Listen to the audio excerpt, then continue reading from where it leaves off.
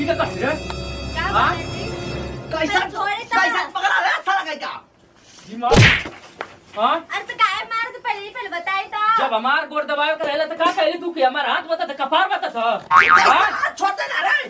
कैसा छोड़ ना कगरा चाप दे कि मर जीवा तुरंत ही जन बाप हवे तू गाड़ी बम नहीं तो बाल बाप है तू बाप हवे हां बाप तो हवे आपका नाम चाप गोड़ दे दबाई मर जीवा के तुरंत दबाई।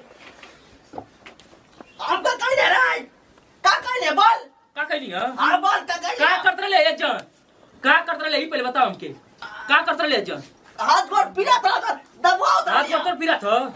का केवन खटनी का के आवत हो कि तोर हाथ गोड़ पीरा था दिन भर आम खटत है क्या साल तो चलो था रे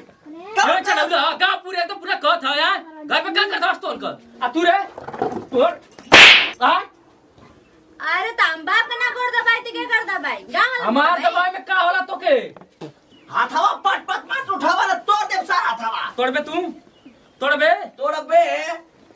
का कहीं तो के हो कहीं हां सर कहा थे कि क्यों बेटे मना फेचकुल फेंक के मर जीवा तुरंते बाप हवा तू हां सर कहे झूठा है अब क्या रोवा था भाई ये कहा जा रहा कि सर दूसरा का बात पर भरोसा ना कर जा था दूसरा की बात पे करबे भाई दूसरा की बात पे करबे भाई, गांव भाई, पूरे एकदम पूरा हमारे पे तू कारा था